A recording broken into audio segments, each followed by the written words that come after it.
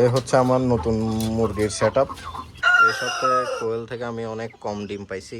ওর জন্য একটা খুশির সংবাদ আছে, আপনাদেরকে দিব। প্রতি সপ্তাহে 80 থেকে 90% ডিম পাই।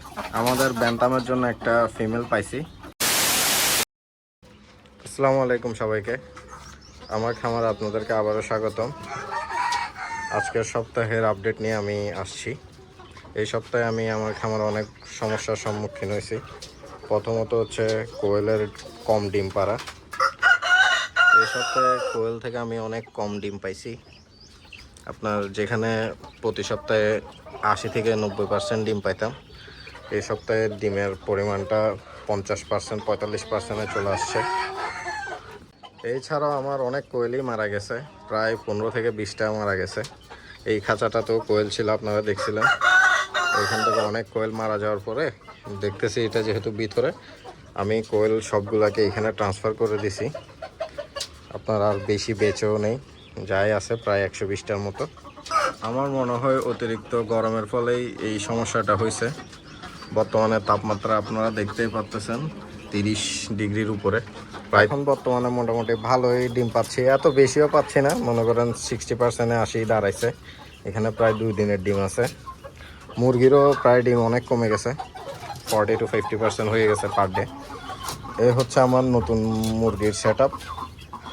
এখানে আমি প্রতি খাঁচাতে একটা একটা করে রাখছি, যেহেতু ওরা প্রচুর মারামারি করতেছে। আর সবাইকে রেস্টে রাখছি, ব্রিডিং আর রাখি নাই, যেহেতু অত্যাধিক গরম পড়তেছে, স্ট্রেস কমের জন্য। আর একটা সুসংবাদ হচ্ছে আমাদের ব্যান্টামের জন্য একটা ফিমেল পাইছি।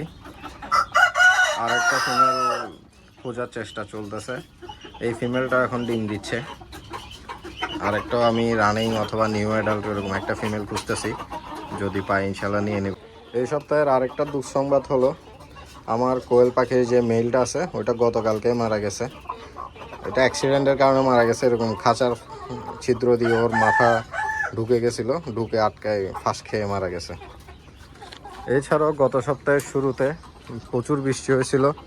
আমি যে প্লাস্টিকগুলো লাগাইছিলাম আমার খাঁচায়, প্লাস্টিকগুলোয় কোনো কাজ করে নাই, সব বাতাসে উড়ে গেছে, ছিঁড়ে গেছে।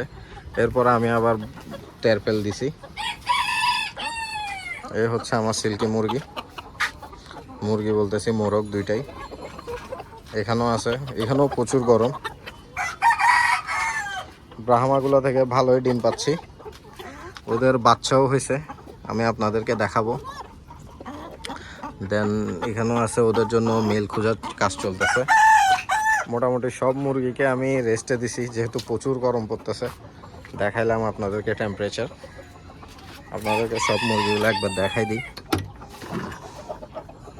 এই কালো মুরগিটা সেল হয়ে গেছে গতকালকেই। এই যে আমার বিনিজুটির মোরগ, ওর ফিমেল দুইটা। এগুলোকেও রেস্টে দিব, আসার জায়গার কারণে আমি রেস্টে দিতে পারতেছি না, একসাথে রাখতে হচ্ছে। এই আমার লাজ্জা মোরগ, এদেরকেও রেস্টে দিব, যেহেতু বললাম এই জায়গার কারণে দিতে পারতেছি না। তো এই দুঃখের মাঝেও খুশির খবর আছে, এটা আমার ঘরের মুরগি, আমার নিজেরই তোলা প্রথম ব্যাচের বাচ্চা, ডিম দেওয়া শুরু করছে। ওর বয়স আছে 6 মাস হবে। এরপর আমরা কোচিংয়ের জন্য একটা সুন্দর বউ খুঁজে পাইছি, এতদিন কোয়ারেন্টাইনে ছিল। আজকে আমরা ওকে ওর হাজব্যান্ডের সাথে সাক্ষাৎ করাবো, চলেন দেখি রিয়াকশন কেমন।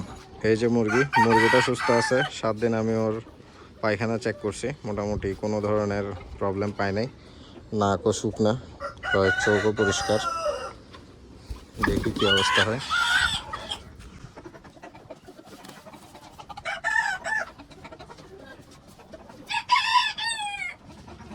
বউ মনে হয় ওকে পছন্দ করে না, ভয় পাচ্ছে, যেহেতু এখানে নতুন। তার মধ্যে আরও খুশির সংবাদ আছে, ওইটা হচ্ছে আমাদের বাচ্চা ফুটছে।